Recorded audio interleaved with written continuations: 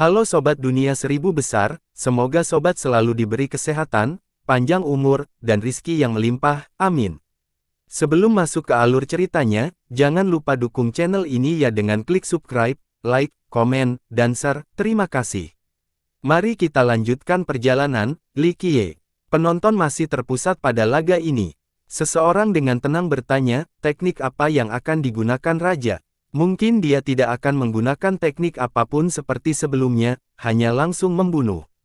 Orang lain menjawab. Banyak yang mengangguk setuju setelah mendengar ini. Sebelumnya, mereka mengira dia memerlukan beberapa gerakan untuk mengalahkan Tang Hexiang, tetapi dia akhirnya hanya menggunakan lututnya. Mungkin hal yang sama akan terulang kembali. Kamu seharusnya tidak terlalu bersemangat saat aku masih hidup. Hexiang meraung marah, tidak mampu menahan penghinaan yang ditunjukkan oleh Li Qiye dan banyak orang. Baiklah, aku akan memastikan kamu menyerah sepenuhnya. Li Qiye tersenyum dan mulai melayang ke langit. Tidak butuh waktu lama sebelum dia sampai di Skyfall. Bahkan seseorang sebesar Hexiang perlu melihat ke atas. Pergilah sekarang, lakukan yang terbaik dan jangan menyesal. Li Qiye berkata dengan santai. Meskipun berada jauh di atas, dia masih terlihat seperti lalat dibandingkan dengan Hexiang. Hanya satu pukulan dari perisai bisa menghabisinya. Sayangnya, semua orang tahu bahwa ukuran tidak menjadi masalah sama sekali dalam pertandingan ini. Mati, Hexiang berteriak, tubuhnya cemerlang seperti bintang. Ledakan, dia melemparkan perisainya yang menutupi langit ke atas dan menghancurkan beberapa bintang di sepanjang jalan. Langit menjadi gelap karena ukurannya yang sangat besar. Li Qiye tampak begitu remeh, sepertinya hampir menjadi pasta daging.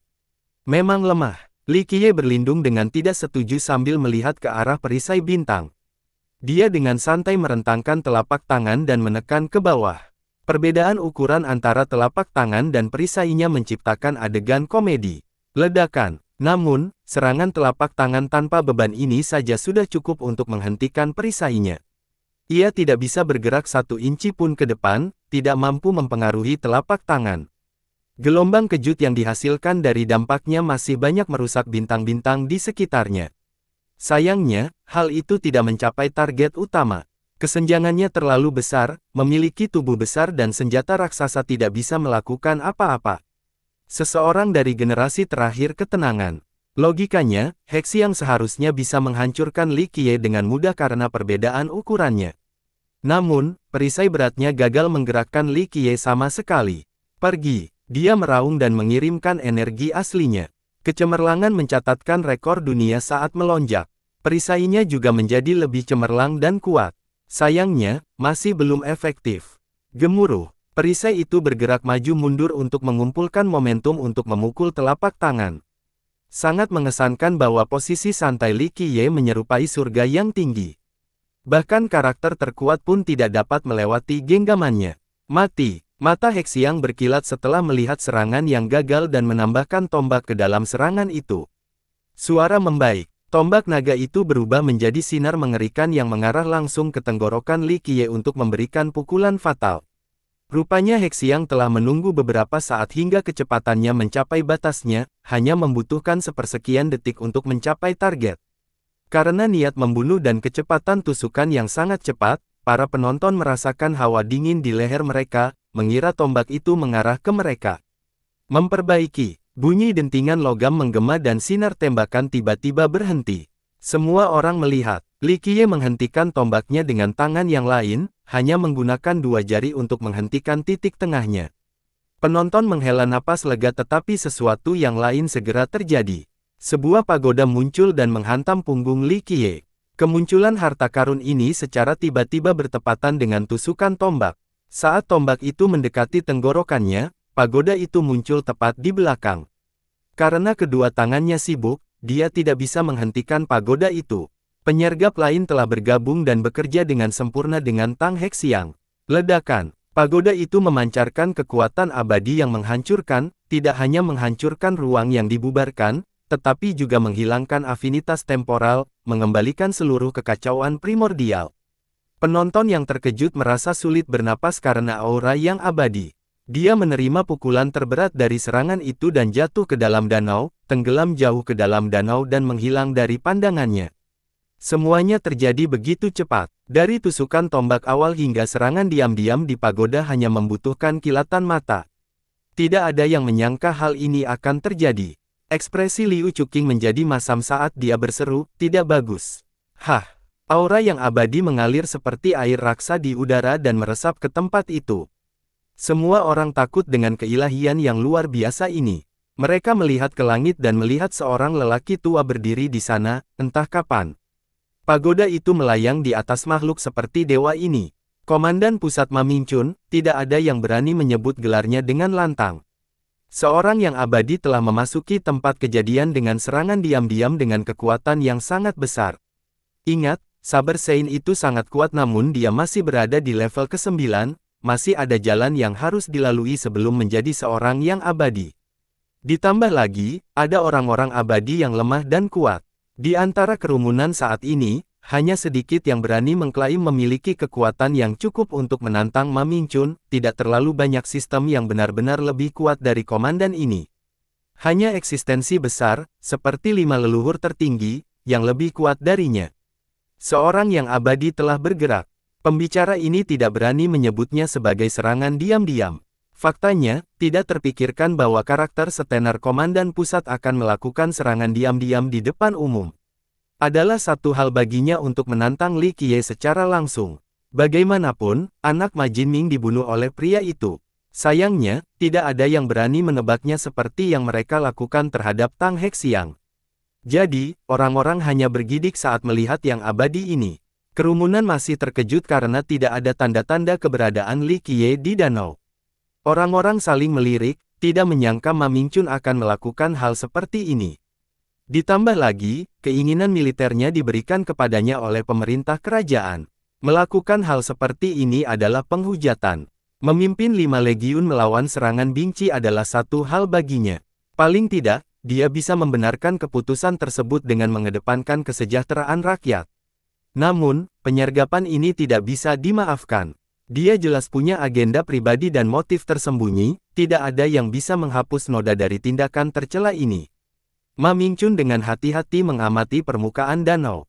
Jika raja masih hidup, dia akan melancarkan serangan fatal lainnya tanpa ragu-ragu. Dia tidak lagi peduli karena dia hanya memiliki satu anak laki-laki untuk mewariskan warisannya. Pembalasan adalah suatu keharusan dan reputasi tidak lagi penting. Apakah dia mati? Seseorang setelah berbisik melihat permukaan danau yang tenang. Semua orang bertekad dan fokus menonton. Mereka menunggu dan menunggu tetapi tidak berhasil. Raja seolah tenggelam ke dasar danau. Bingci hanyu dengan tangan yang tegang. Jianyao juga serius, memikirkan sambil menjaga tubuhnya, sesekali kerutan akan muncul. Yang paling terkena dampaknya adalah Liu Chuqing. Dia cemas memegang lengan bajunya dan mulai berdoa untuk Li Qiye. Sebagian besar menjadi sedih. Apakah Ma Mingchun sudah melakukannya? Raja meninggal karena serangan itu. Tidak ada jalan. Bahkan nenek moyang pun mulai mempercayainya. Sebelumnya, mereka percaya bahwa serangan habis-habisan dari Mingchun tidak akan cukup untuk membunuh raja yang tak terduk itu. Namun, seiring berjalannya waktu, keyakinan mereka goyah. Yang paling bersemangat jelas adalah Tang Hexiang karena ini adalah kesempatan besar baginya. Jika Li Qiye meninggal, itu akan meningkatkan peluang dia menjadi raja di masa depan. Beberapa saat kemudian, danau itu masih tenang tanpa ada tanda-tanda keberadaan Li Qiye. Sepertinya pukulan itu berakibat fatal. Seseorang diam-diam menyimpulkan, kehati-hatian diperlukan untuk kesuksesan jangka panjang, tidak peduli seberapa kuatnya seseorang. Seorang pakar tua mengeluh, raja begitu kuat namun dia tetap mati karena tembakan murahan Ma Mingchun. Hahaha, Hexiang tertawa terbahak-bahak dan berkata dengan dingin, lihat, tidak ada yang tahu apa yang akan terjadi sampai akhir. Itulah yang dia dapat karena bermegah malu tanpa malu dengan kekuatan yang begitu kecil. Pria itu tenggelam dalam kegembiraan memikirkan jalan mudah di depan. Kematian raja melampiaskan amarahnya dan memberikan keuntungan besar bagi perjuangannya di masa depan. Semua keluhan dan kritik tidak penting lagi. Sayangnya, aku selalu menjadi orang terakhir yang tersenyum. Sebuah suara santai menginterupsi momen kegembiraannya. Itu rajanya. Seseorang berteriak kegirangan setelah mendengar suara familiar ini. Orang-orang melihat sekeliling tetapi tidak ada tanda-tanda keberadaan Li Qiye dimanapun. Di mana dia? Mereka menjadi bingung. Dari mana asal suaranya? Di sana. Yang lain bereaksi dengan cepat dan menunjuk ke langit. Kerumunan mengikuti arahnya dan melihat Li Qiye dengan malas duduk di singgasana emasnya sekali lagi dengan kakinya bertumpu pada lengan kursi. Dia tampak begitu nyaman dan puas di tempatnya seolah-olah dia telah bersantai sepanjang waktu tanpa bergerak sedikit pun. Hal ini tentu saja membuat banyak orang heran. Tadinya mereka melihatnya dihempaskan ke danau, namun dari penampilannya sekarang, korban tadi merasa seperti orang lain. Tidak ada yang melihat bagaimana dia naik tahta. Mungkinkah dia selalu berada di sana? Jika dia terjatuh ke danau, seseorang seharusnya melihatnya kembali ke atas, terutama Ma Mingchun. Tetapi jika dia berada di sana sepanjang waktu, itu akan menjadi lebih menakutkan. Itu hanya avatar Dao yang beraksi sebelumnya. Tapi orang-orang seharusnya menyadari tubuh aslinya berada di atas tahta. Apa yang sedang terjadi? Orang-orang dengan budidaya dangkal tidak tahu apa yang sedang terjadi. Itu tidak nyata. Tingkat kekuatannya jauh di atas orang lain. Seorang leluhur dapat melihat sedikit misteri dan ketakutan. Raja bisa membunuh seseorang tanpa ada yang menyadarinya, memenggal kepala musuhnya dalam sekejap. Kamu, sebagai seorang yang abadi, Ma Mingchun juga menyadari sesuatu dan terhuyung mundur. Ingat, hanya orang-orang seperti 5 leluhur tertinggi yang lebih kuat darinya di 9 rahasia. Namun, dia masih belum dapat melihat fakta bahwa Li Qiye telah menduduki tahta sepanjang waktu. Pria itu menipunya dengan begitu mudah. Dia menarik napas dalam-dalam, menyadari teror musuh yang sebenarnya. Dia hanya merasakan perasaan ini sekali sebelumnya saat menghadapi Lucidity King. Kamu masih hidup. Hexiang pucat pasi saat dia berada di belakang, perayaannya yang sombong digantikan dengan rasa takut. Cuking menghela nafas lega, tentu saja orang yang paling bersemangat di sini setelah melihat Li Qiye baik-baik saja. Jianyao hanya menegaskan keyakinannya sebelumnya bahwa raja tidak dapat ditaklukkan. Perlawanan akan sia-sia di masa depan. Saya sudah menunggu serangan diam-diam Anda untuk sementara waktu sekarang tetapi Anda tetap bersabar. Sayangnya, serangan itu hanya menggelitik. Li Qiye duduk dengan tenang di singgasananya dan menatap ke arah Ma Mingchun yang ketakutan. Yang abadi secara alami menjadi mengecewakan. Langkah fatalnya hanya berhasil menggelitik pria itu. Salah satu dari kita akan mati hari ini. Bahkan jika aku mati, aku akan tetap mengambil kepalamu sebagai persembahan untuk putraku. Mingchun memenuhi syarat gigi dan mengancam. Kebencian terhadap yang abadi tentu saja menindas, terutama dengan pernyataan ekstrim ini. Penonton merasa tercekik. Tidak, hanya kamu yang akan mati hari ini. Li Qiye memotongnya, aku akan mengirimmu ke neraka agar putramu tidak kesepian saat berjalan di Sungai Kuning. Mingchun mulai berteriak dengan seringai yang tidak sedap dipandang, binatang kecil, aku akan mengulitimu, meminum darahmu dan merobek urat dagingmu. Pria itu siap mati sekarang, ingin membalas dendam apapun resikonya. Baiklah, waktunya menjaga kalian semua karena aku sudah bosan, tidak ada satupun ahli yang muncul hari ini. Li Qiye berdiri dan tersenyum, sikapnya sangat kontras dengan Ma Mingchun yang marah. Kerumunan itu membayangkannya. Dalam pikiran mereka, kelompok Sabre Sein dan Jian Yao semuanya jenius dan ahli. Mereka hanya bisa mengagumi makhluk-makhluk ini meskipun telah dibor seumur hidup. Ma Mingchun bahkan lebih dahsyat. Prestasinya tidak bisa ditiru oleh sembarang orang. Hanya sedikit yang bisa dianggap sebagai rekannya dalam sistem. Sayangnya, tidak ada satupun dari mereka yang bisa memasuki pandangan Li Qiye, tidak seorang pun bisa dianggap ahli. Sikap mendominasi seperti itu menunjukkan bahwa ia menganggap dirinya tidak dapat diterima. Banyak yang tersenyum masam, termasuk para jenius seperti Sabre Sein dan Jian Yao. Jika orang lain mengatakan ini, mereka pasti akan membalasnya. Sayangnya, mereka harus menerima dengan sikap patuh yang datang dari Li Qiye. Kamu, dan kamu, sudah berusaha sekuat tenaga sebelum aku mencekik lehermu. Kesempatan terakhir, Li Qiye tersenyum pada Hexiang dan Mingchun. Keduanya menyampaikan dengan menerjemahkan, penuh dengan kebencian karena dihina seperti itu. Ledakan, Tang Hexiang memancarkan kekuatan bintang-bintang sekali lagi, diselimuti oleh cahaya yang menyilaukan. Bintang-bintang di sekelilingnya mulai bergerak seolah-olah dia adalah langit itu sendiri. Mati, Hexiang bahkan lebih bersemangat daripada Ming Chun dan mengangkutnya menuju Li Qiye, menyerang dengan perisai dan tombaknya. Ledakan! Perisai raksasa itu hancur tanpa ampun. Tombak naga itu berubah menjadi sinar dingin yang menembus angkasa, langsung muncul di hadapan-hadapan Li Qiye. Li Qiye akhirnya beraksi dalam sepersekian detik ini. Kecepatannya membekukan kedekatan ruang waktu. Pemandangan di depan menjadi jelas dan tajam bagi penonton. Dia melompat dengan kedua lutut ke depan. Tombaknya hancur, lalu perisainya. Lututnya membawa kekuatan yang cukup untuk menembus segalanya, mengembalikannya ke kekacauan primordial. Dengan demikian, formasi tersebut langsung runtuh dan para elit muncul kembali. Engah, beberapa ratus elit menjadi kabut darah akibat serangan itu. Li Qiye tidak berhenti di situ dan terus menuju ke dagu Hexiang. Ledakan, diluncurkan. Dua ledakan keras akhirnya terdengar. Ini adalah suara perisai dan tombak yang runtuh. Sulit untuk membedakan mana yang lebih. Dulu, Bu Senior, selamatkan aku. Hexiang langsung berteriak. Bahkan, dia sempat berteriak ketika lutut Li Qiye mematahkan tombaknya, namun karena kecepatan luar biasa pria itu, baru terdengar saat ini. Ma Mingchun juga membalas dengan pagodanya yang membawa kekuatan abadi. Hal ini melanggar hukum duniawi karena bertujuan untuk mengubah kepala Li Qiye menjadi bubur kertas. Ledakan. Waktu mulai mengalir kembali dan siapa yang tahu serangan mana yang ledakan menyebabkan ini.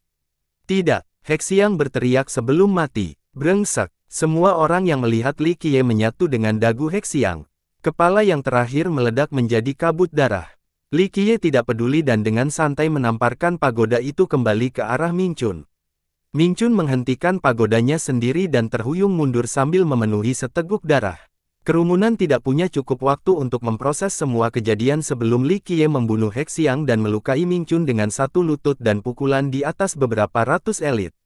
Sementara mereka berjuang untuk mengimbanginya, tubuh tanpa kepala Tang Hexiang jatuh ke tanah. Li Qiye berbalik dan menatap Ming Chun yang sedang memegang pagodanya.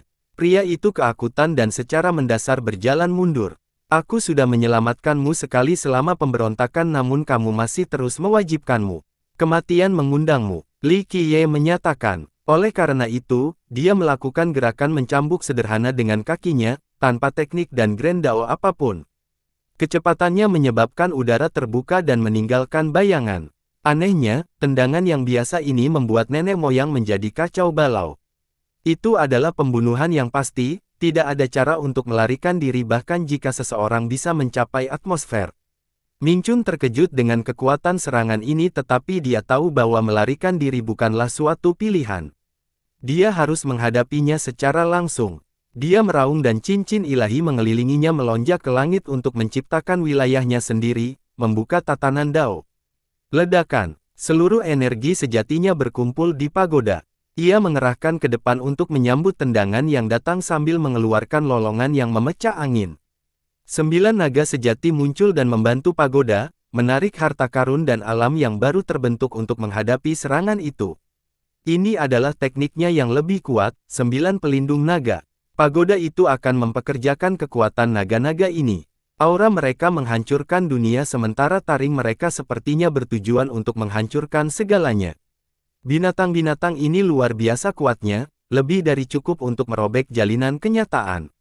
Bam! Tendangannya mendekat dengan kekuatan yang cukup untuk membuat dunia kembali ke asalnya. Ke-9 naga itu langsung berubah menjadi debu. Ruang di sekitar mereka terkubur hingga terlupakan. Pagoda itu selanjutnya disambar. Ia benar-benar hancur, potongan-potongan itu mulai jatuhan. Bam! Sisa kekuatan dari tendangan itu datang ke Ma Mingchun. Tubuhnya langsung terbelah dua dan darahnya mengalir deras seperti hujan. Spa! Kedua bagiannya jatuh ke dalam danau, perlahan-lahan menciptakan genangan darah merah. Kerumunan kehilangan akal saat melihat ini. Membunuh Tang Hexiang dengan satu lutut sudah cukup dahsyat, tapi satu tendangan vertikal untuk mengalahkan harta karun Ming Chun lalu membelahnya menjadi dua. Seorang yang abadi baru saja gagal menghentikan satu gerakan pun dari Li Qiye. Kisah ini bisa membuat orang takut sampai mati. Dunia menjadi sunyi. Orang yang berpikiran lemah merasakan kaki mereka menyerah sehingga mereka terjatuh ke tanah. Bahkan ada yang mengotori celananya. Yang abadi terbukti sama sekali tidak mampu. Siapa lagi di dunia ini yang bisa menandinginya? Anggota yang penakut itu merasakan cairan perut mereka, kaki masih gemetar. Itu tidak nyata, bahkan beberapa leluhur pun merasa ngeri. Mereka menyadari bahwa ini adalah makhluk yang mampu memanjangkan sekte dengan satu gerakan. Genangan darah menyebar semakin luas saat kedua bagian tubuh Ming Chun tenggelam ke dasar. Dia sudah mati. Seorang leluhur terjatuh ke tanah dan berdiam. Jia Nyao dan Sabre Sein juga tercengang, terutama yang terakhir. Dia telah merasakan kekuatan Li Qiye sebelumnya dan merasa tercekik. Meskipun mereka sudah sadar bahwa Ming Chun tidak akan mampu menghadapi Li Qiye, matinya dia hanya dengan satu tendangan adalah sesuatu yang tidak pernah mereka duga. Orang suci pedang itu merasa kedinginan dan perlu menenangkan diri. Li Qiye tidak hanya menunjukkan belas kasihan sebelumnya, pria itu berpose sangat dermawan terhadapnya. Ming Chun adalah seorang yang abadi, jauh lebih kuat darinya. Jika Li Qiye ingin membunuh, orang itu dapat melakukannya dalam hitungan detik dan dia bahkan tidak memiliki kesempatan untuk melawan. Keringat dingin mulai mengalir, dia baru saja pergi ke neraka dan kembali tanpa menyadarinya. Hidupnya bergantung pada satu keinginan Li Qiye sebelumnya. Jia Nyao sedikit menggambar, hati Daonya selalu tegar, membuatnya tetap tenang apapun masalah. Namun, kekuatan yang mendominasi membuat bulu kuduknya berdiri. Dia ingat bagaimana dia selalu menyebut orang sebagai semut. Sebelumnya, dia merasa dia masih sombong. Sekarang, tampaknya inilah kebenarannya. Bahkan sekte kuatnya hanya terdiri dari semut di matanya. Terlalu mudah baginya untuk menghancurkan mereka. Dia mulai memikirkan tindakannya yang tampaknya tidak masuk akal di masa lalu yang mengakibatkan dia kehilangan tahta. Apa alasannya? Dia lebih dari mampu untuk menguasai dunia. Dia memberikan jawaban yang konyol, bahwa dia hanya bermain-main.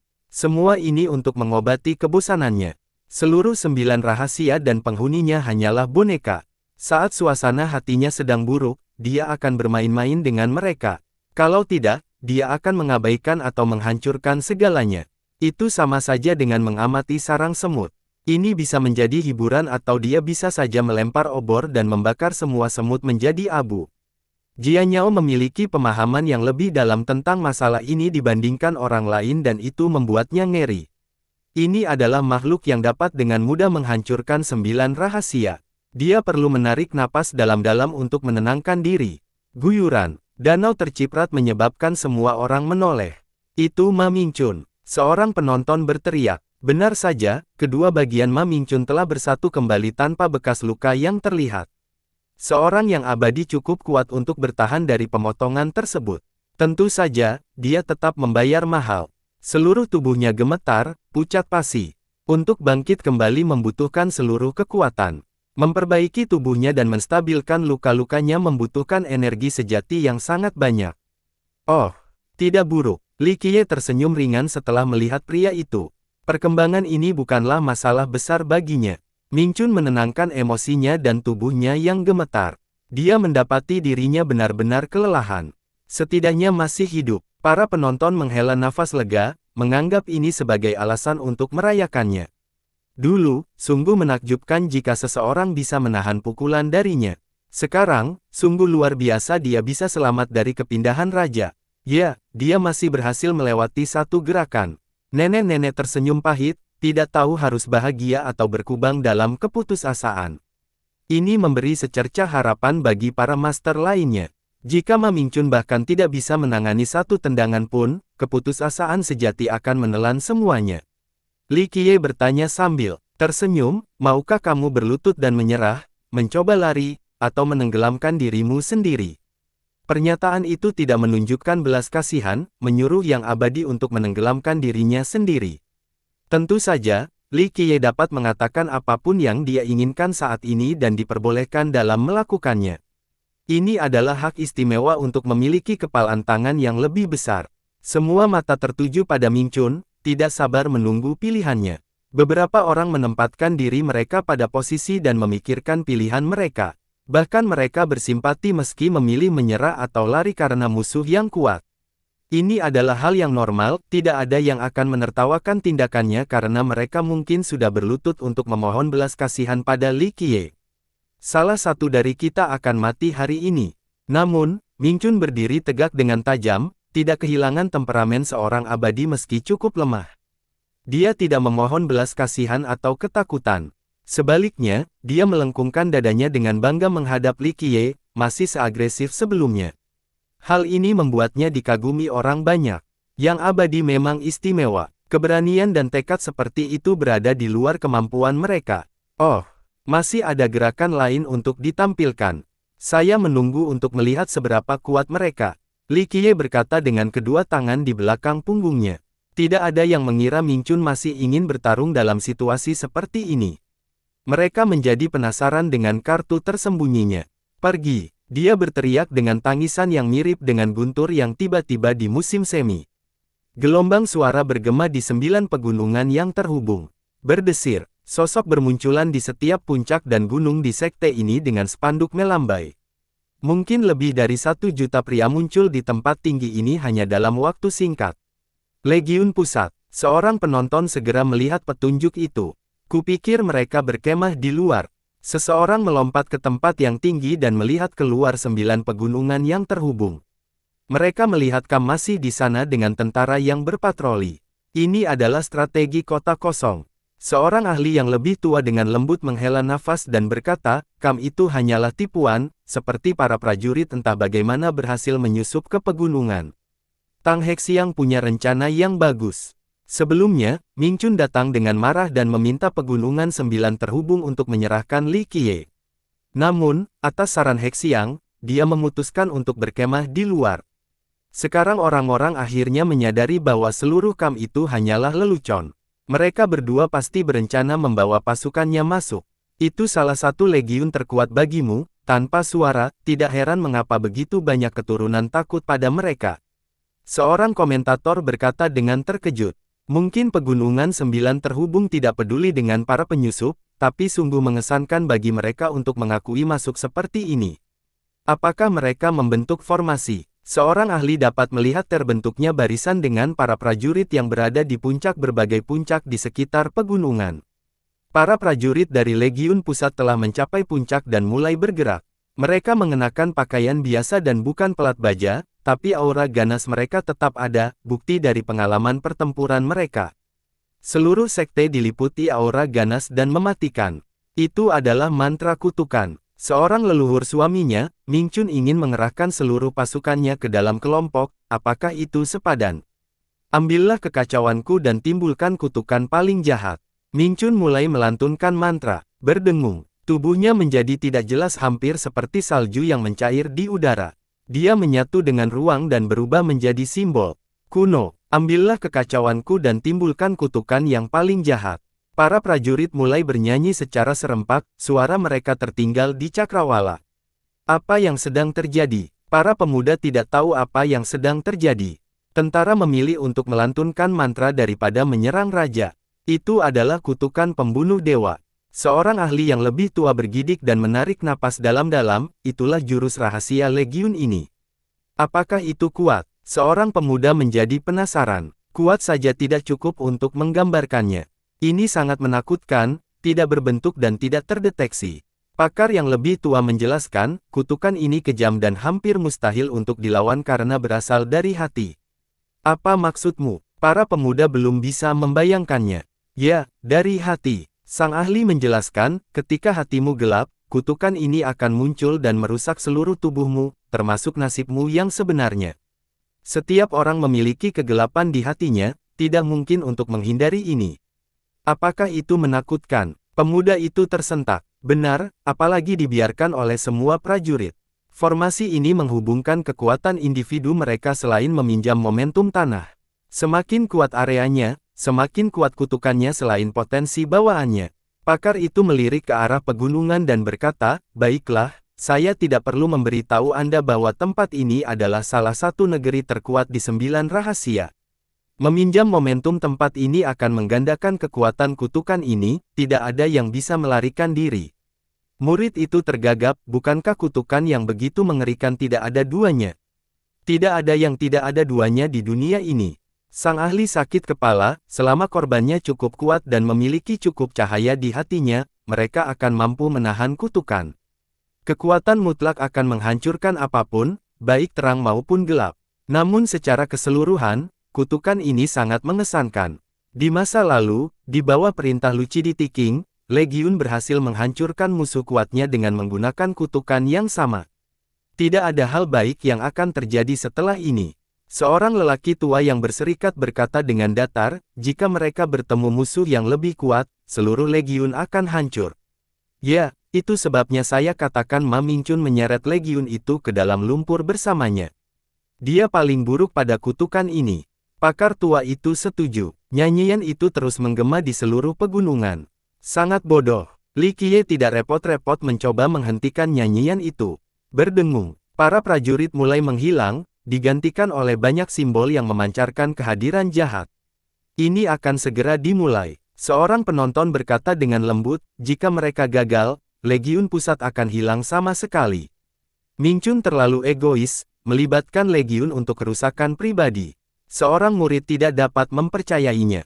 Yah, Legiun ini adalah pasukan pribadi klan Ma saat ini. Guru lainnya berkata, dulu pada masa pemberontakan, para prajurit yang setia kepada raja telah ditundukkan. Dia memegang kendali penuh saat ini, jadi dia bisa melakukan pertaruhan gila ini. Orang-orang saling melirik setelah melihat ini. Semua orang tahu bahwa Legiun Pusat bukan milik satu klan atau kekuasaan, jelas bukan Ma. Itu milik dinasti Perang Sein, dan dalam arti tertentu, seluruh sistem. Tanggung jawabnya adalah melindungi sistem. Tapi sekarang, Mingchun memilih untuk menggunakannya tanpa mempedulikan orang lain. Seluruh sekte sekarang ditutupi dengan lautan simbol kuno di langit. Untaian jahat mereka menusuk penonton seperti jarum. Itu menakutkan. Kerumunan dengan cepat mundur setelah merasakan aura jahat ini. Akhirnya, simbol-simbol itu melebur seiring dengan angkasa di pegunungan. Ruang berubah menjadi cairan hitam kental, tidak ada jalan keluar dari gelombang kegelapan ini. Itu segera mengalir menuju Li Qiye dan memanggilnya. Berdengung, kutukan berbentuk cairan ini mengalir ke dalam tubuhnya, menghasilkan pemandangan yang mengejutkan. Area jantung Li Qiye tiba-tiba berubah pucat. Ini mirip dengan selembar kertas yang dibakar. Bentuknya masih ada namun hanya abu yang tersisa. Kutukan jahat ini melonjak setelah infiltrasi berhasil dan mulai menyebar ke seluruh tubuhnya. Dia dikutuk sekarang. Seseorang berteriak setelah melihat perubahan warna seolah-olah dia sedang terbakar. Apakah dia mampu menahannya? Yang lain bergidik. Entahlah, ini pertama kalinya aku melihatnya. Seorang ahli yang lebih tua mengatur kepalanya dan memasang ekspresi serius.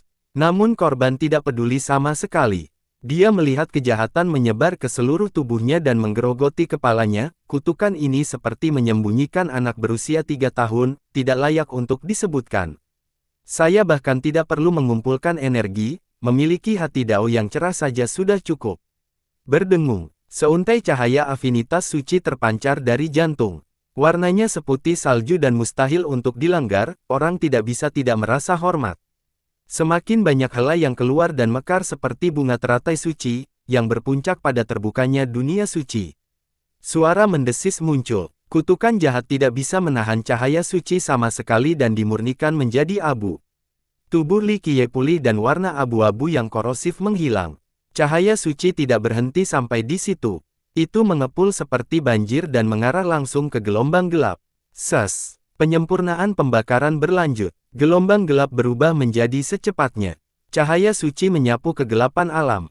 Semprotan dimurnikan tanpa ada tempat untuk bersembunyi. Berdengung. Kutukan itu berubah menjadi asap yang mengepul dan menyebar bersama angin. Cahaya Li Qiye menjadi semakin pekat. Pada akhirnya, dia menjadi eksistensi suci yang menjulang di atas kegelapan yang tidak berarti dan lemah. Perlawanan itu sia-sia. Semua orang menyadari bahwa dia telah menjadi orang suci, merasakan dorongan untuk bersujud di hadapannya sementara kegelapan di hati mereka tidak punya tempat untuk bersembunyi. Mereka merasa tidak mampu dibandingkan dengan makhluk suci ini. Apakah ini hukum bermanfaat untuk pengudusan? Para ahli yang tersepuh oleh cahaya suci mendongak, osa dan kegelapan mereka tersapu oleh cahaya yang mengalir. Banyak dari pertemuan yang sangat ingin bergabung dengan Li Qiye, dan telah mendamaikan sepenuhnya. Tidak, ini bukan hukum prestasi.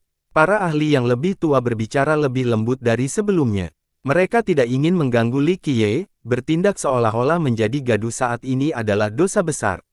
Ini adalah dao hati seorang suci, yang melahirkan cahaya yang menembus segalanya.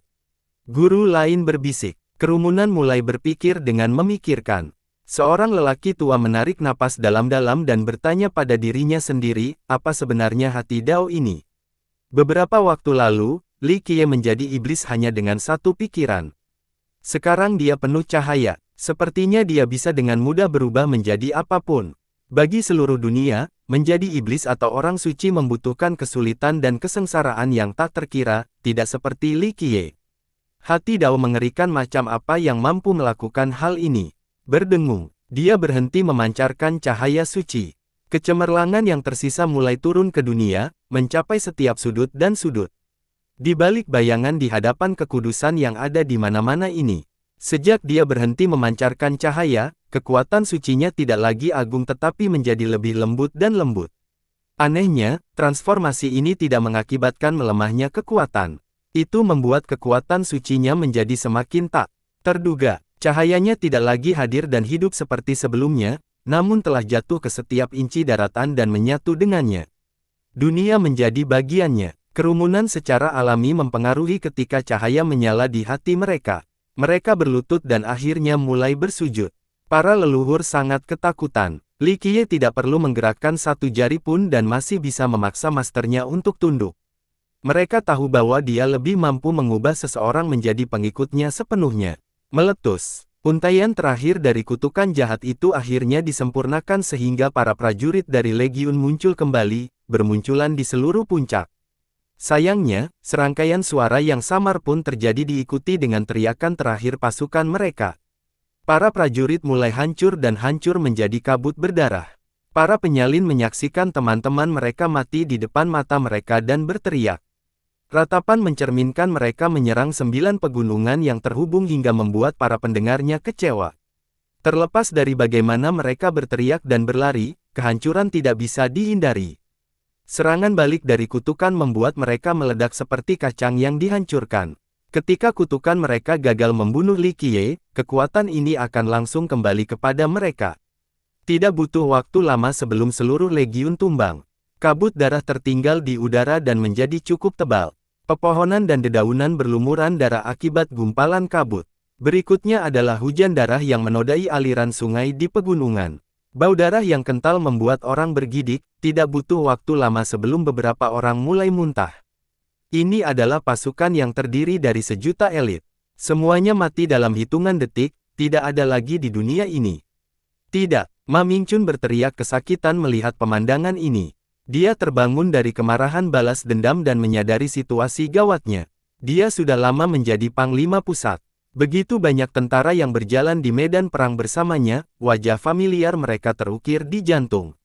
Tidak satu pun dari mereka yang cukup beruntung bisa selamat dari peristiwa ini. Semuanya tanpa ampun menusuk jantung. Selain itu, para elit klannya juga merupakan bagian dari legiun. Mereka percayakan hidup mereka hanya untuk mati tanpa kuburan. Dia menjadi sadar akan keegoisan gila dari tindakannya, yang mengakibatkan akhir yang kejam ini. Pria itu masih hidup karena Li Qiye telah mengarahkan satu tikungan ke arahnya, menstabilkan kutukannya. Semua mata tertuju padanya. Kerumunan juga mulai memikirkan kesannya. Salah satu legiun paling terkenal dan terkuat di 9 rahasia telah hilang sekarang karena keinginan balas dendam Ma Mingchun. Legiun yang bergengsi itu berubah menjadi asap, mengubah Ma Mingchun menjadi orang berdosa yang tak terampuni dalam sejarah militer. Sayangnya, penyesalan sudah terlambat. Dia tidak punya kesempatan untuk kembali ke masa lalu dan mengubah keputusannya. Sungguh suatu kejahatan. Seorang leluhur dengan perasaan sentimental berkata, menghancurkan satu legiun karena keinginan egoisnya. Sejarah tidak akan baik baginya. Tentu saja, sebagian besar juga berpikir bahwa dialah yang menyebabkannya sehingga mereka tidak begitu bersimpati. Ma Mingchun berlutut dan menangis pelan. Dia telah kehilangan putra satu-satunya dan sekarang, semua saudara laki-lakinya yang menemaninya menjalani hidup dan mati di medan perang. Mereka mempercayainya dengan nyawa mereka, tetapi dia telah mengecewakan mereka. Kembali keluar Binci, dia memberikan satu perintah dan orang-orang ini langsung mengubah kesetiaan. Saat ini, perintahnya masih satu dan mereka bersedia melawan raja sampai akhir. Alasan pertama bisa dibenarkan karena berdampak pada masa depan yang sah. Namun, melawan raja adalah akibat dari balas dendam pribadi. Kini, saudara-saudaranya telah mati karena dia berubah menjadi kabut berdarah, tidak ada mayat untuk dikuburkan. Ming Chun tidak lagi memiliki wajah untuk melihat mereka, malu karena mengecewakan mereka dan mengecewakan keluarga mereka. Seseorang mungkin bisa selamat dari tindakan Tuhan, tapi tidak bisa selamat sendiri dari bencana yang ditimbulkannya. Li Qiye berkata dengan malu-malu, bunuh aku jika kamu berani." Pria itu berlinang air mata dan berteriak pada Li Qiye, rambutnya memutih. Dia menginginkan kematian karena itu adalah keselamatan. Hidup terlalu menyakitkan saat ini. Kamu pikir aku akan mengampuni kamu setelah mencapai titik ini? Li Qiye tersenyum, meskipun aku ingin melihatmu menderita seumur hidup, aku tidak berminat untuk menunggu, tidak ada ampun bagi mereka yang pantas mati. Dengan itu, dia mengangkat lehernya, menunjukkan energi abu-abu yang melayang di ujungnya, jelas merupakan kutukan jahat dari sebelumnya. Dia menembaknya langsung ke jantung Ming Chun. "Ah!" Pria itu berteriak, wajahnya memelintir kesakitan. Namun, dia tidak berkembang guling di tanah melainkan berdiri dengan bangga sambil menderita. Rasa sakit ini berfungsi sebagai penebusan dan mengurangi rasa bersalahnya. Bas! Dengungnya pelan tapi cukup keras agar tidak tenggelam dalam mimpi. Dadanya terbakar menjadi api dan akhirnya berubah menjadi pucat. Hal ini mulai menyebar ke seluruh tubuhnya. "Ah!" Jeritan melengking terus berlanjut. Semua orang bisa mendengarnya. Hal yang dimaksudkan untuk membunuh Li Qiye malah menargetkan Ming Chun. Tangisannya masih belum mendapatkan simpati banyak orang. Rasa sakit ini tidak seberapa dibandingkan dengan kematian secara keseluruhan. Dialah yang menciptakan kutukan ini, jadi mengapa orang harus merasa kasihan padanya? Ah! Akhirnya, nasib aslinya telah habis terbakar, mengakibatkan kematian. Kutukan jahat membakar seluruh tubuh menjadi abu yang berhamburan ke angin. Sepertinya olah dia tidak pernah ada. Dunia menjadi hening, semua menjadi damai dengan hembusan napas dari pemikiran karena mereka tercengang dan tidak bisa berkata-kata. Li Qiye dengan lembut menjentikkan jarinya dan cahaya suci menyala. Meletus. Kutukan jahat yang telah mengakhiri Ma Ming Chun juga menjadi halus dan hancur. Li Qiye kembali duduk di singgasananya, cahaya sucinya telah menyebar sepenuhnya. Dia dengan santai menyandarkan kakinya di atas meja emas, sikap acuh tak acuh seperti biasanya. Dia menjadi orang yang tampak biasa lagi, tidak, sebenarnya, dia kembali menjadi raja yang sesat dan tidak berguna, setidaknya dalam penampilannya. Namun, siapa yang berani meremehkannya saat ini? Faktanya, ketika orang-orang mendongak untuk mencuri pandang, mereka berusaha untuk mengaturnya seolah-olah mengganggunya adalah pelanggaran besar. Jia Nyao tidak terkejut dengan hasil ini. Semuanya telah ditentukan, perlawanan Ma Ming Chun sia-sia saja. Apakah ada orang lain yang ingin mengakan sesuatu? Li Qiye dengan malas bertanya. Mengingat kejadian yang lesu dan bermimpi saat ini, tidak ada yang akan percaya bahwa pria yang putus asa inilah yang membunuh Tang Hexiang, Ma Ming Chun, dan seluruh pasukan. Ya, seorang raja yang tidak berguna lebih cocok dengan citranya saat ini. Tidak ada yang berani mengucapkan kata tidak. Eksistensi mereka hanyalah serangga yang tidak berarti. Hanya satu langkah saja yang akan menghancurkan mereka secara total. Kalau begitu, mulai gemetar. Li Qiye melirik ke arah kemacetan dan berkata, hal ini membuat mereka saling bertukar pandang. Banyak orang yang sebenarnya ingin berlutut, tetapi menjadi orang pertama yang memilih untuk berjongkok. Panjang Raja Umur. Jia Nyao memecahkan keraguannya dengan membenamkan kepalanya, suara yang jernih menghibur. Penonton, meskipun dia gemetar untuk bersujud, dia tetaplah peri yang sempurna, sebuah pesta visual. Panjang Raja Umur. Semua orang segera bersujud untuk menunjukkan ketundukan mereka. Bahkan Jia Nyao telah menunjukkan kesetiaannya, jadi mengapa mereka harus repot-repot menjaga wajah mereka? Lagi pula, mereka tidak ada apa-apanya jika dibandingkan dengan prestise dan statusnya. Mereka berlutut dengan napas tertahan, menunggu dia mengambil keputusan. Sebelumnya saat penobatannya, beberapa dari mereka datang ke istana kekaisaran untuk menyambutnya. Tentu saja, mereka tidak benar-benar diyakinkan olehnya dan melakukannya karena takut pada Sun Lengying dan Silver Secret Legion. Hal ini tidak lagi terjadi saat ini. Tunjukkan rasa hormat ini semua karena raja sendiri. Selanjutnya mereka ketakutan, takut akan amukan raja. Ini mungkin berakhir dengan kehancuran dan berakhirnya sekte mereka. Mereka merasa seolah-olah telah kembali ke era Lucidity King, tidak, bahkan lebih buruk lagi. Semuanya terasa seperti mimpi. Ketika raja diusir dari singgasananya, banyak orang yang meremehkannya, menyebutnya sebagai sampah. Hari ini, mereka bersujud, takut menimbulkan murka dan hukumannya. Perubahan mendadak ini tampak tidak nyata dan sulit dipercaya. Ini adalah perasaan yang diremehkan.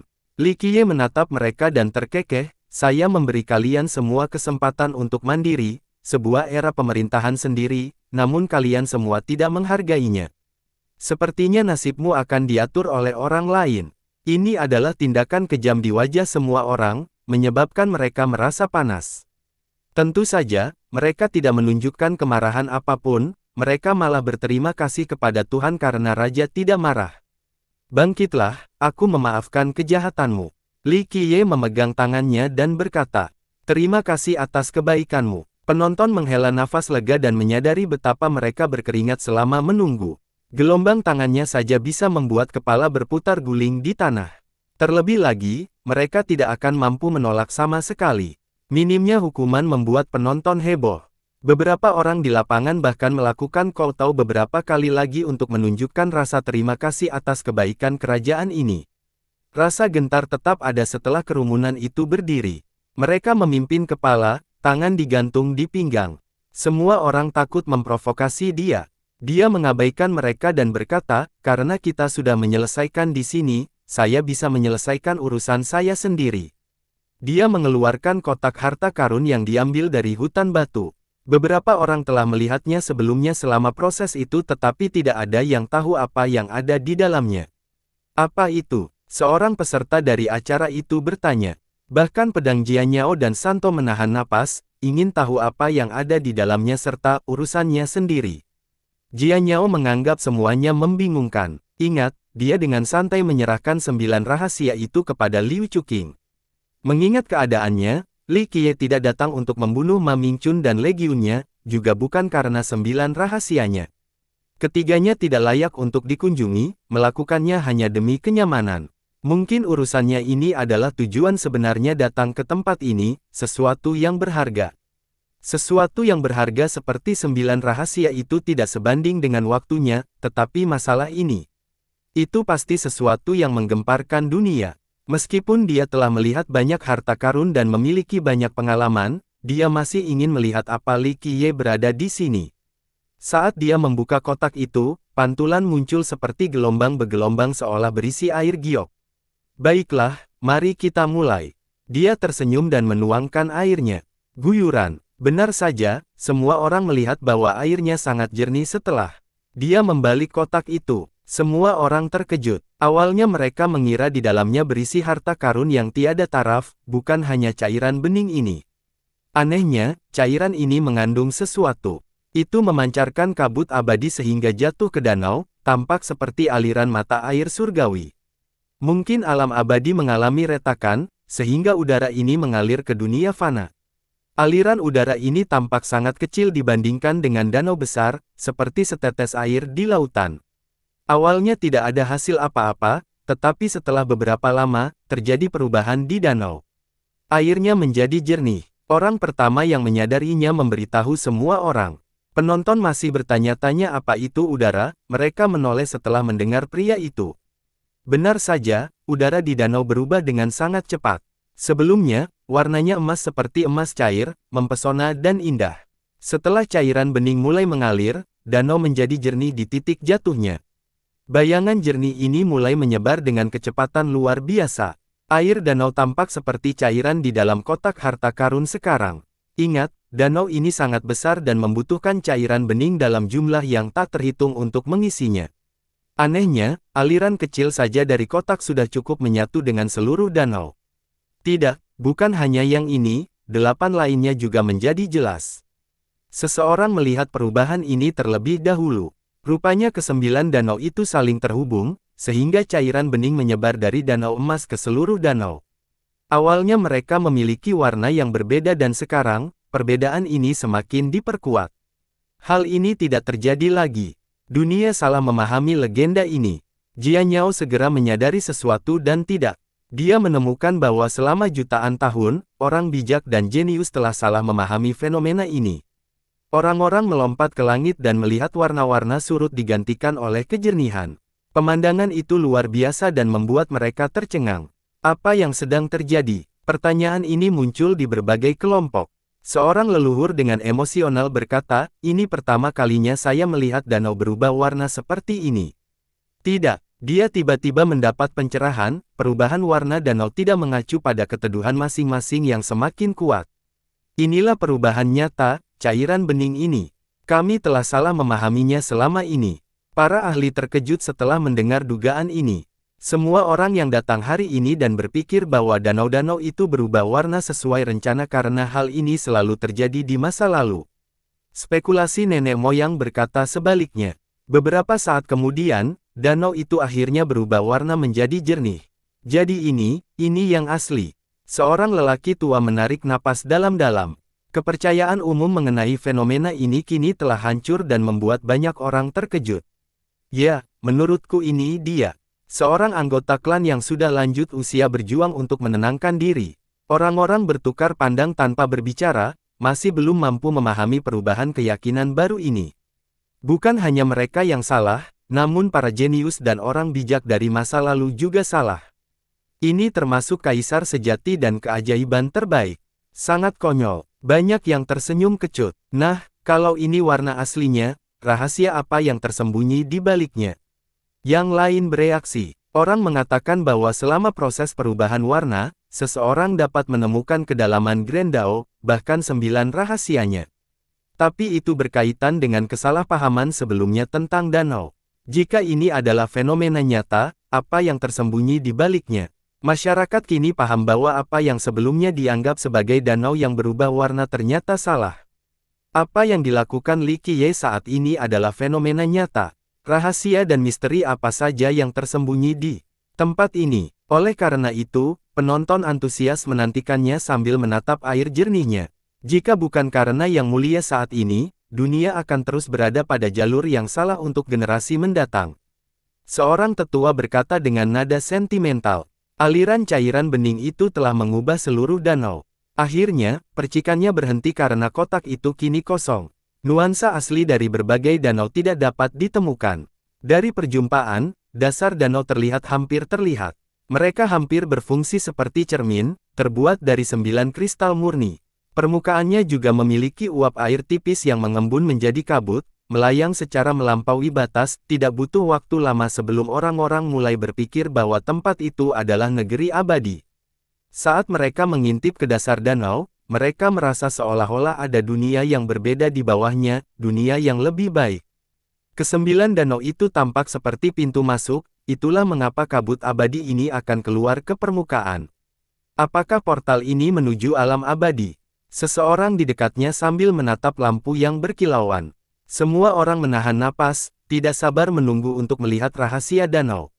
Benda ini sudah terkubur terlalu lama, sudah waktunya ia melihat matahari lagi.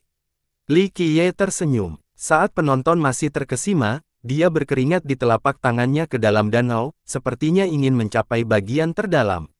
Ia menembus dasar dan mencapai dunia lain. Penonton langsung merasakan dunia berputar dan mereka menjadi tidak berbobot, kehilangan rasa gravitasi dan stabilisasi. Tanah di bawah mereka tampak mengecil dan menyusut. Namun sensasi ini datang dan pergi dengan cepat. Semuanya kembali normal dalam sekejap mata, kehilangan kendali yang kacau menghilang. Mereka melihat ke bawah dan melihat bahwa tanahnya masih sama seperti sebelumnya, tidak ada 1 inci pun yang hilang. Wujud alam fisik di bawah mereka tetap ada, tetapi entah bagaimana mereka merasa bahwa sesuatu di 9 pegunungan yang terhubung telah diambil. Tentu saja, tidak ada yang bisa merasakan kehadiran benda khusus ini, tetapi setelah benda itu hilang, mereka merasa tempat ini seperti kehilangan sesuatu. Di lokasi berbeda dalam sekte tersebut, penebang kayu South Peak menghela nafas dan berkata, dirindukan oleh semua orang selama berabad-abad namun tidak ada yang bisa menampungnya. Kaisar Zhang dan Jiuning keduanya gagal tetapi dia mendapatkannya dengan mudah hanya dengan 1 jangkauan. Kekuatan ini tidak ada duanya, tidak ada seorang pun di Immortal yang bisa menghentikannya juga. Orang tua itu tahu bahwa benda itu sangat penting bagi 9 pegunungan yang terhubung, tetapi yang bisa dia lakukan hanyalah menonton. Dia berharap pada akhirnya bisa dikembalikan di masa depan. Sekarang fokusnya beralih ke Li Qiye. Orang-orang memegang sesuatu di tangannya. Itu adalah tali yang terbuat dari rami paling biasa di dunia fana. Semuanya tampak tua dan merah, tetapi warna merah memiliki nuansa hitam, mungkin karena telah digunakan berkali-kali. Lonceng itu memiliki 9 lonceng seukuran ibu jari, seperti terbuat dari perunggu tua. Bahannya sendiri mungkin kurang bagus atau mungkin sudah terlalu lama berlalu sehingga kehilangan kilau awalnya dan penuh bercak, bahkan karat hijau. Semua orang kaget melihat tali ini. Mereka berasumsi bahwa itu adalah benda yang tiada taranya, mungkin artefak leluhur yang sangat menantang surga. Mereka sudah membayangkan pemandangan dirinya yang tak terhentikan setelah mendapatkan artefak hebat, menyapu seluruh alam dan zaman yang akan datang. Namun, tali ini tidak memiliki niat merusak atau keilahian yang menakjubkan. Ada yang bilang padaku apa yang berharga dari tali itu. Apa fungsinya? Seseorang mendapatkan kembali akalnya dan bertanya dengan tenang. Li Qiye yang lama akan menghadapi rentetan cemoohan dan cemoohan. Mereka akan mengatakan bahwa tali itu tidak bernilai 1 koin pun. Namun, masyarakat masih merasa seolah-olah tali ini adalah harta karun terbesar yang pernah ada meski terlihat sangat kecil. Sejujurnya, meskipun dia memegang sehelai rumput biasa, orang akan tetap mengira itu adalah tumbuhan abadi. Bagaimanapun, dia adalah seseorang yang dengan santainya bisa menghadiahkan 9 rahasia itu. Sayangnya, tidak ada yang bisa menjelaskan apapun tentang barang tersebut. 9 tali abadi. Jianyao menatap tajam dengan tidak percaya sebelum menyebutkan nama yang berbeda dari orang lain. Ia tidak terlalu percaya diri saat menyebut judul ini, masih penuh skeptis. Li Qiye mengamatinya dan terhibur, gadis kecil, kamu memiliki banyak kekurangan tetapi pengetahuan bukanlah salah satunya. Anda tentu tahu lebih banyak daripada banyak orang tua. Bukankah itu hanya sebuah legenda? Dia tidak keberatan dengan kritik darinya, hanya peduli pada konfirmasinya. Tentu saja, ini sudah bisa dianggap sebagai pujian yang murah hati dari Li Qiye. Dia merasa tali biasa ini terlalu berbeda dibandingkan tali legenda. Li Qiye dengan santai memainkan tali itu dan tertawa, legenda tidak ada, dalam artian sempit. Jadi, apakah masih satu? Dia berkata, itu adalah rumor yang dimulai oleh seorang penduduk desa. Menurut teks, penduduk desa melihat makhluk abadi memetik rami untuk membuat tali ini sebagai hadiah, itulah namanya. Dia membaca dalam gulungan sebelumnya saat masa mudanya, hanya membaca biasa. Anekdot ini tidak memenuhi syarat untuk dianggap sebagai sebuah dongeng. Itu terlalu sederhana, hampir seperti cerita pengantar tidur anak-anak tanpa lapisan seluk-beluk yang tersembunyi, tidak ada yang akan berpikir serius. Nama tali itu sama sekali tidak familiar di telinga orang banyak. Para ahli yang hadir belum pernah mendengar tentang senjata ini sebelumnya, sama dengan kisah yang disebutkan oleh Qin Jianyao. Hanya sedikit orang yang membuang waktu mereka untuk membaca demi hiburan. Sekte lebih suka mereka menghabiskan waktu mereka untuk berlatih daripada membaca kosong. Oleh karena itu, tidak ada seorang pun yang benar-benar mempercayai kisah tentang makhluk abadi yang memberi tali. Mungkin penduduk desa memulai cerita ini hanya untuk menidurkan anak-anaknya. Siapa yang mau repot-repot mengingat cerita membosankan ini? Li Qiye tersenyum setelah mendengar ceritanya, siapa yang tahu jika 9 manusia dan penduduk desa itu nyata, tapi tali ini pasti benar. Dunia ini terlalu sombong dan bodoh, selalu percaya diri dengan pengetahuan mereka sendiri. Jianyao menutupi kepalanya dan merenung, penduduk desa. Seperti yang Li Qiye katakan, tali itu nyata dan 9 makhluk abadi itu mungkin juga tidak ada, tapi bagaimana dengan penduduk desa dalam cerita itu? Orang inilah yang mengawali rumor tersebut. Jika ini kasusnya, orang-orang tersebut seharusnya mengetahui keberadaan tali tersebut namun memberikan cerita kasar untuk generasi mendatang. Tapi kenapa? Dia sebenarnya tertarik dengan penjelasannya, dan merasa penjelasannya bermanfaat. Dia hebat dalam hal ini, bukan wanita dengan besar dan otak kecil. Sebaliknya, dia sudah membaca banyak buku dan memiliki pengetahuan yang luas. Meskipun dia tidak menjelajahi dunia seperti Sabre Sein, apa yang dia tahu di dalam pikirannya jauh melebihi pikirannya. Hampir lupa, kita sedang bertaruh sekarang. Kamu telah kalah. Li Qiye melepaskan talinya dan naik ke langit. Dia sambil tersenyum menatap Bing Qihanyu. Kerumunan juga menatap lalu saling bertukar pandang. Mereka ingat tentang taruhannya dan bagaimana dia kalah. Awalnya, mereka berpikir bahwa meskipun kalah, dia selalu bisa mengingkari. Karena klannya cukup kuat untuk melakukannya. Mereka melakukannya sekali untuk perjanjian pernikahan. Namun kini, Raja telah terbukti keberadaannya menakutkan. Mengingkari adalah hal yang mustahil, bahkan bunuh diri selain menarik klannya ke bawah. Hanya satu kesalahan saja, sayang sekali, atau Bing Qi akan terbang tinggi sekarang juga. Seorang lelaki tua menarik napas dalam-dalam dan berkata, saya kira pada akhirnya, yang terbaik adalah menepati janji. Kekuatan kelima itu semuanya memiliki perjanjian pernikahan dengan raja, tetapi hanya Liu Chuqing yang melaksanakannya. Itu sebabnya dia mendapat dukungan penuh darinya saat ini dan mendapatkan 9 rahasia. Semua orang dapat melihat bahwa statusnya jauh melebihi Qin Jianyao saat ini. Yang terakhir ini terkenal sebagai peri, yang hampir tak tertandingi dalam 9 rahasia. Tapi sekarang, Liu Chuqing berada pada level yang lebih tinggi. Siapa yang tahu apakah Qianyao akan memenangkan hati raja di masa depan? Bing Qihanyu menjadi pucat, bukan hanya karena kalah taruhan tapi karena kemampuan Li Qiye yang jauh melebihi ekspektasi mereka. Mereka berasumsi bahwa mereka berada di atas orang yang tidak berguna ini dan dia sendiri telah menunjukkan pelanggaran terhadapnya. Namun kini, ternyata mereka hanyalah semut di hadapannya, bahkan mungkin kalah dengan semut. Bagian terburuknya adalah pertunangannya dengan kerajaan formasi segudang. Meskipun mereka belum melangsungkan pernikahan, dia dan Kaisar pada dasarnya adalah suami istri. Kalah dalam taruhan ini tidak hanya berdampak pada dirinya sendiri namun juga pada klannya dan kerajaan formasi segudang. Kedua lelaki tua di kiri dan ingatannya terguncang hingga ke inti namun mereka masih menghalangi di depannya.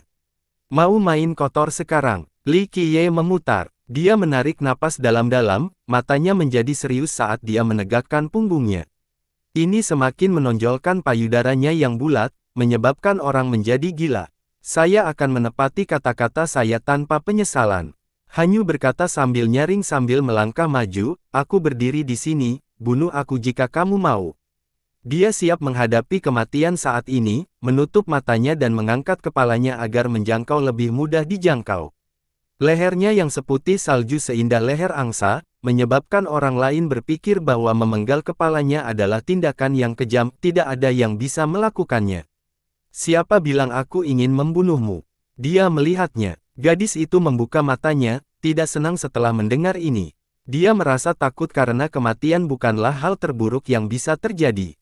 Pikiran yang damai menghilang, digantikan oleh keadaan rasa takut. Kamu memberitahuku. Senyumannya melebar saat dia memandangnya dari atas ke bawah seolah membayangkan dia telanjang, mengajarkan kecantikan yang luar biasa seharusnya cukup menyenangkan. Kerumunan bergidik dan pikiran mereka mulai mengembara tentang berbagai kemungkinan. Tentu saja tidak ada yang berani mengucapkan kata pun.